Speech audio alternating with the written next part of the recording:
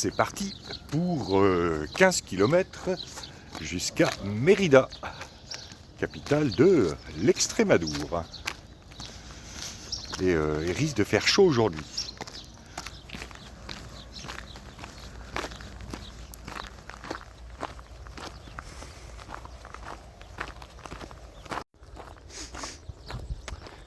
Ça sent pas très bon dans le coin.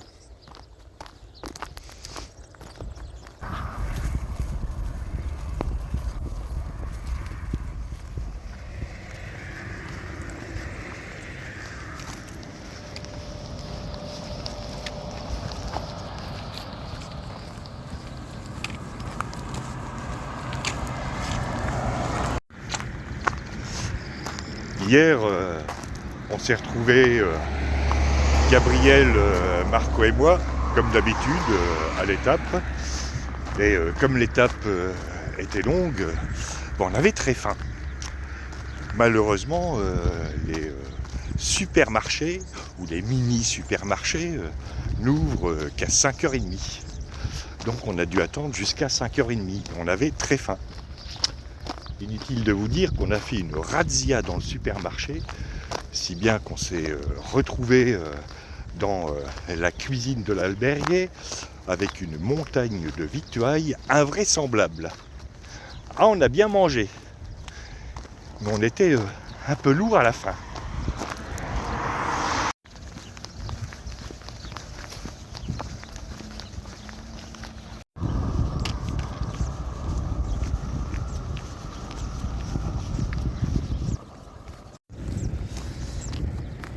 Je viens de croiser un paysan qui m'a dit que le chemin était coupé, probablement à cause des dernières pluies. Et du coup, je suis remonté le long de la route. Et je rejoindrai le chemin quelques centaines de mètres plus loin.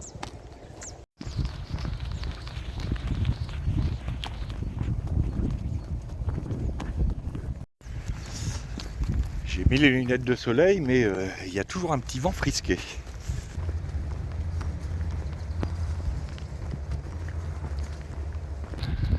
Tout à l'heure, en sortant du village, j'ai croisé un papy qui promenait son chien.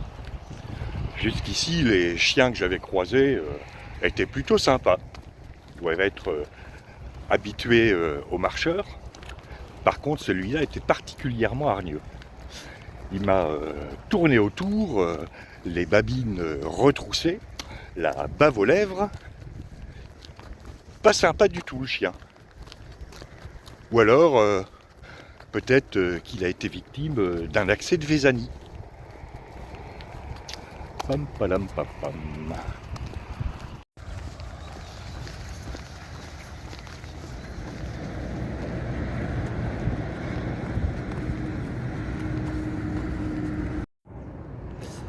Avant le chemin traversait ce complexe de voies. Et si les balisages ont été changés, la carte, elle, ne l'a pas été. Donc, toujours regarder les balisages. Enfin, presque. Et maintenant, il va falloir que je rejoigne le chemin en bas.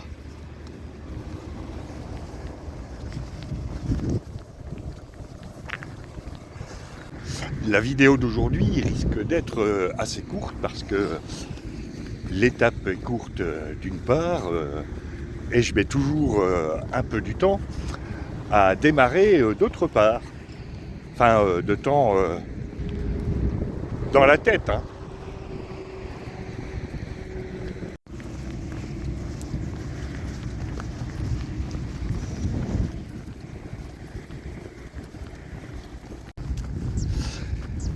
Hier, dans l'albergue, outre les 3 compères habituels, il y avait un Italien.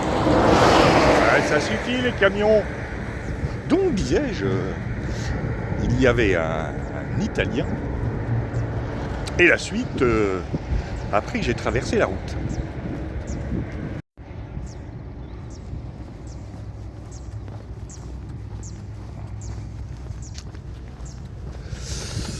Voilà, ça c'est fait.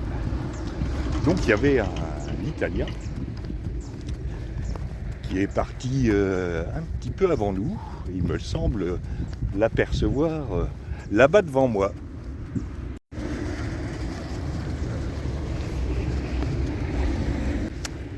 Voilà, c'était la minute. J'ai pas grand chose à dire, mais je vais le dire quand même. C'est long ce goudron.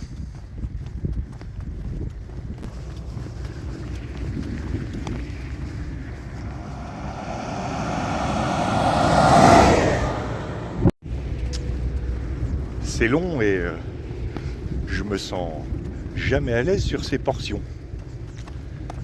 Et là, le camion était petit, ça allait. Mais avec les gros camions, faut faire un peu gaffe.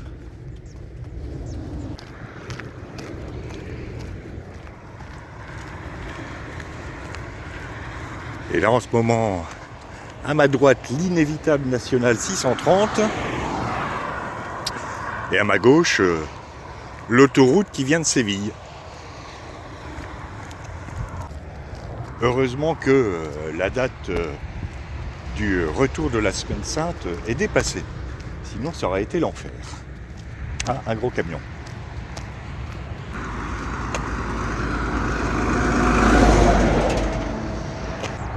Sympa, il a ralenti. Ah, celui-là, je sais pas s'il va ralentir.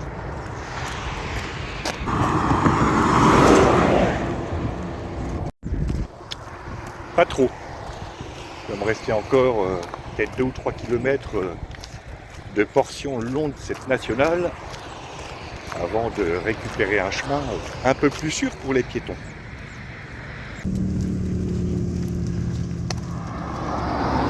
Bon, je suppose que c'est par là. Je vais donc m'octroyer une petite pause barre de céréales. Parce que j'ai un petit peu faim.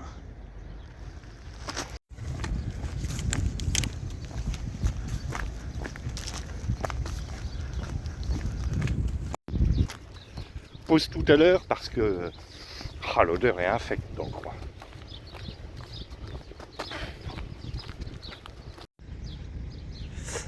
Ouais, là c'est une porcherie.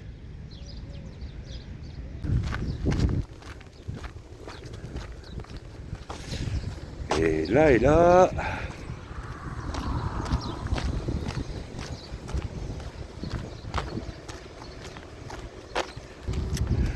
je crois que c'est une centrale thermique qui brûle de la biomasse. Examinons ça d'un peu plus près, mais un peu plus loin. Alors ça, c'est le camion qui amène le caca de cochon, principalement. Ici, on a tout ce qui va servir à alimenter la chaudière. Avec peut-être un petit peu de charbon. La rampe que vous voyez, c'est la rampe d'alimentation. Et la chaudière, elle est derrière, là où il y a la cheminée. Et sur la droite, c'est le départ vers le réseau électrique. Voilà, c'était la minute fortement résumée, centrale à biomasse de cette étape. D'ailleurs, il n'y a pas que du caca de cochon, il y a aussi beaucoup de sarments de vigne. Ça sent quoi là? Ça sent pas le caca de cochon.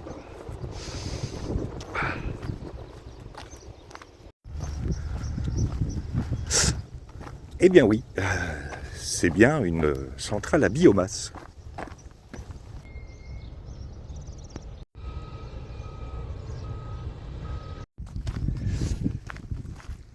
Là, je passe au milieu des zones d'entreposage de biomasse. Mine de rien, ça fait quelques hectares.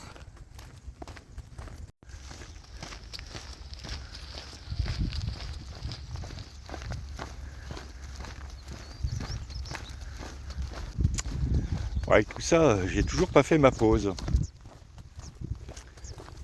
Tout ça à cause d'une odeur de porcherie. Les cochons, ce serait bien s'ils venaient au monde directement sous forme de jambon ou de saucisson. Ah, ce serait cool ça. Ah, voilà, je vais faire une pause ici.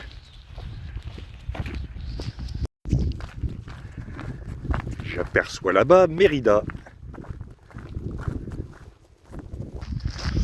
Je ne sais pas combien il me reste à faire. J'ai dépassé la mi-étape, ça c'est sûr.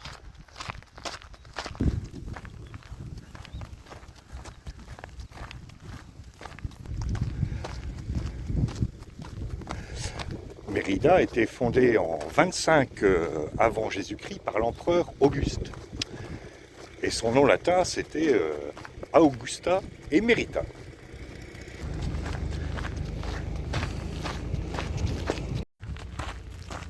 Mais pourquoi donc? Oui, pourquoi?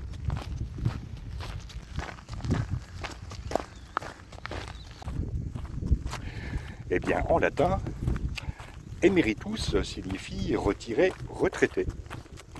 Mérida a été fondée pour les légionnaires émérites qui avaient fini leur service.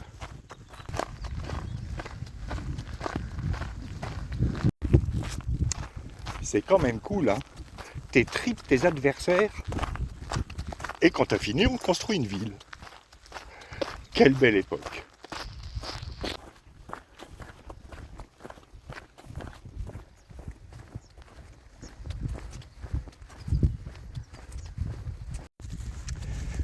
Je m'attendais à une approche plus urbaine, mais là c'est plutôt une bonne surprise. Ah, un collègue. Venga, venga.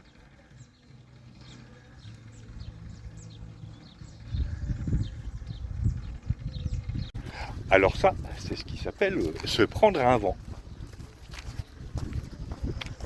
Quelle ingratitude! Et toi, t'es moins ingrat que ton copain, hein?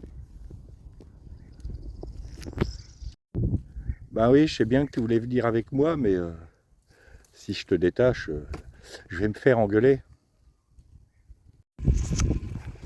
Voilà, c'était la minute Anne de cette étape.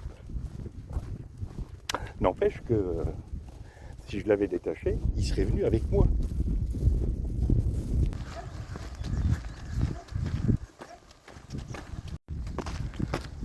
Oh, j'aurais dû l'emmener. Oui, tais-toi le chien. J'aurais dû l'emmener cet âne. Il aurait porté mon sac. Et puis il n'y a personne dans les albergues. Il y a plein de lits libres. Il aurait dérangé personne.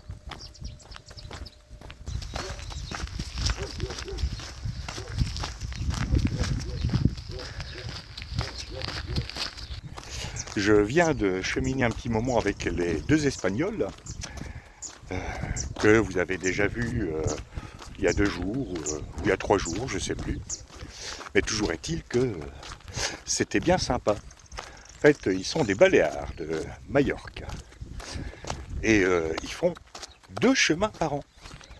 Un en octobre-novembre et un autre au printemps. Et c'est comme ça que j'ai appris qu'aux îles Canaries, il y avait un chemin de Compostelle qui dure 3 jours et qui est super dur.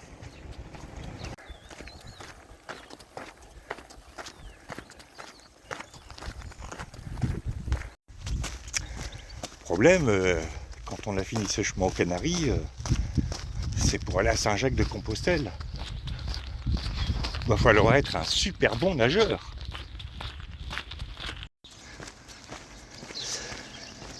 Je suis entré dans les faubourgs de Mérida.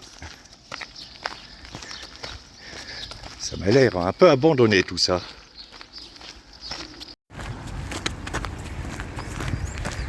Et je longe le fleuve Guadiana. Fleuve que je traverserai en empruntant un pont romain. Un vrai.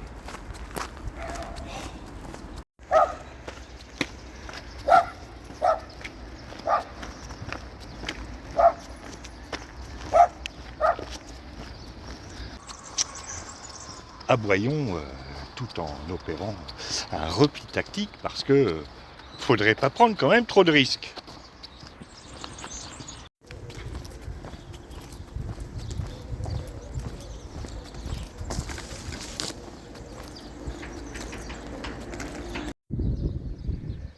Et voilà ce fameux pont romain qui est toujours debout. Si le profil du pont est un peu tordu, c'est parce que le lit du fleuve s'est un peu enfoncé et qu'il y a eu des réparations successives. La partie qui a été la plus remaniée, c'est celle-là, à peu près au milieu. Parce que, année après année, écrue après écrue, forcément, le pont a un peu souffert. Par contre, les deux parties qui sont proches des rives ont gardé la structure d'origine. Ce qu'on voit ici, c'est la partie du pont qui a été découverte dans les années 90, quand des travaux de restauration de la rive ont été entrepris.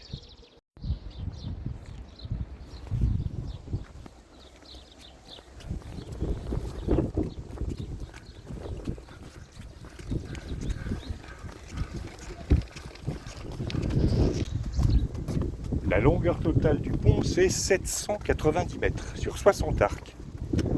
Et il date de la fondation de la ville. Ah, ils étaient forts, ces Romains.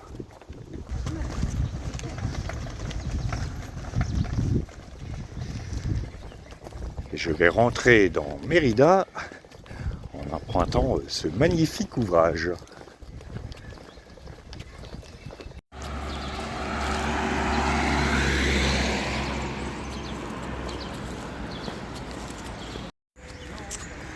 Et plus qu'à trouver l'albergue Molino de Pan Caliente, qui devrait être à 200 mètres à peu près, ou 300, ou 400.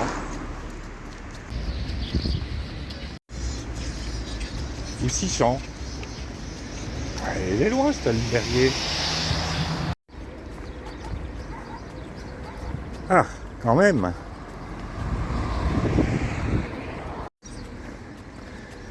Et voilà, j'arrive à l'albergue.